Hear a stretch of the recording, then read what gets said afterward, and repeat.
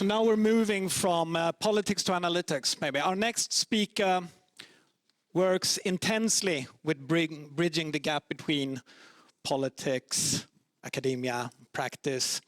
He does so at his daytime job as director for the Stockholm School of Transition Economics site, but also in his position as the chair for EBA, the Expertgruppen for Aid Studies. So please welcome Mr. Torbjörn Becker to share his view on evidence. Thank you, Janne. Since I'm very poor at remembering what to say without a lot of PowerPoints, and I'm not supposed to show you a lot of PowerPoints, I did actually bring some speaking notes here today. I hope you apologize if I'm looking at them instead of you all the time.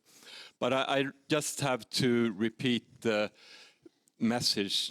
Warmly welcome to Stockholm, international guests traveling here in the middle of winter.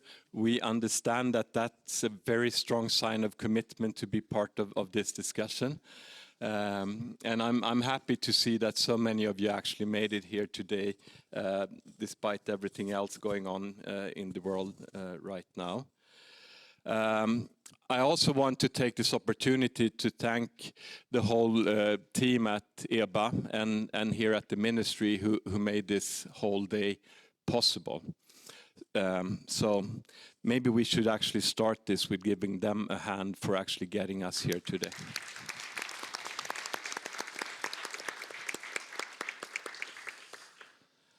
All right, so in this introduction, I'm not going to spend too much time of keeping you away from the other discussions, but I want to share a few thoughts and baselines about evidence-based aid, why this is particularly important today, and then of course also tell you a little bit about what EBA is doing in this sort of chain of events from evidence and down to actual implementation of aid projects.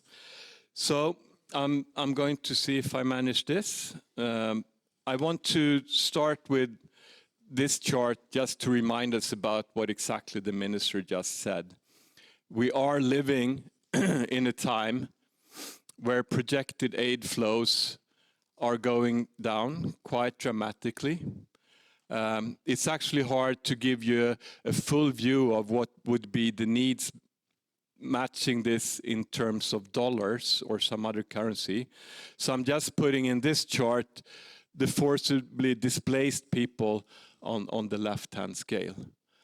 And I think it's quite obvious to everyone here that we are facing enormous challenges if these trajectories keep moving in this way going forward.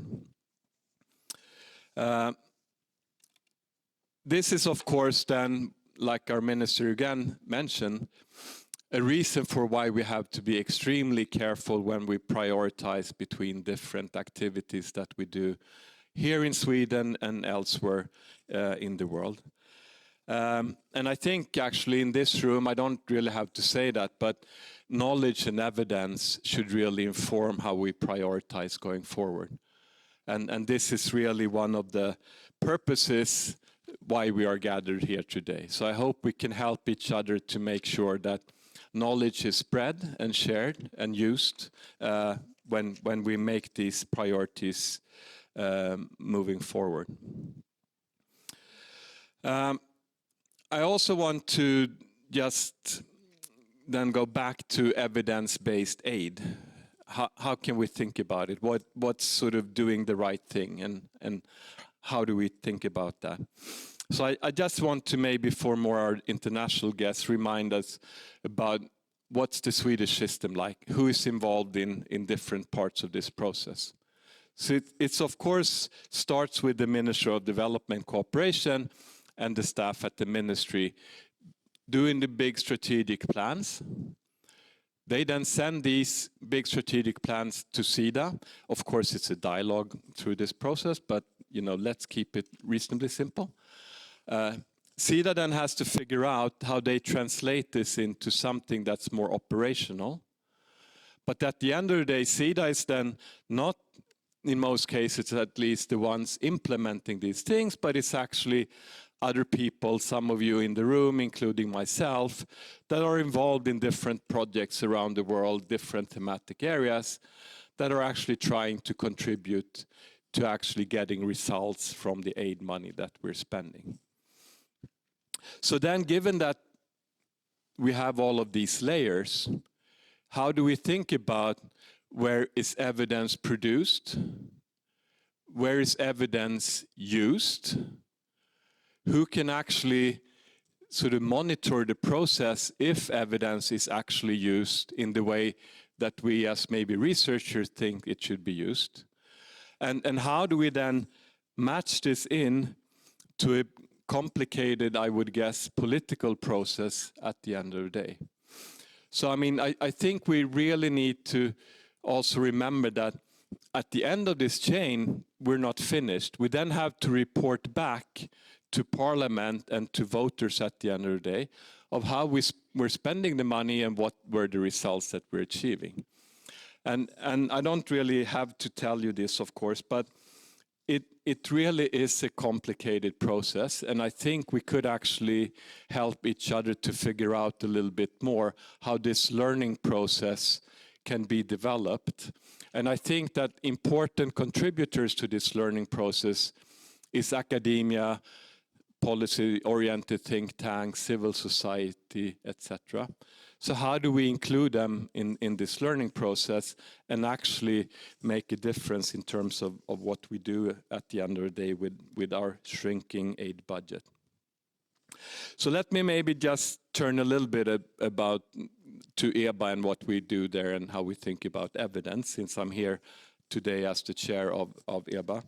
And I hope you can put up with the fact that I say EBA in Swedish, but you know, it makes my life easier. So EBA is quite open when we think about what is evidence. It's not only, you know, the things that are published in the highest academic journals. It's much broader. And of course, as economists, we like to look at our journals, but evidence is, of course, the totality of what we know from the field, from practitioners, from research, and from other people involved in this process. So we are quite open-minded. And in this spirit also, our starting point is not that we have to use this method to look at everything, of course. I know it's trivial to say this, but sometimes we end up in these discussions, why aren't we using randomized control studies and so on? And of course, there's a broad spectrum going from things that are very quantitatively oriented and easy to define to things that are quite complex and not so well suited for our, you know, favorite tools of quantitative methods that I would myself be guilty of using more often than the qualitative things. So I just want to share this with you, that when we do things at EBA, we're open to suggestions about evaluation and knowledge in using a lot of different methodologies. And then, of course, we have to go from how we produce this knowledge to how we actually get this knowledge into the decision-making base. So how do we use the evidence? And of course, we all understand that we have to have these exchanges between academia, policymakers, evaluators, people at EBA, the people that are writing these studies for us, and all of the practitioners that are involved in this. So of course we have to think of our job at EBA as being knowledge brokers, and Janne is telling me that I should keep myself short. I just want to say that this whole exercise in the conference here today is really about building the bridges where we share knowledge from all of these actors involved in the development cooperation.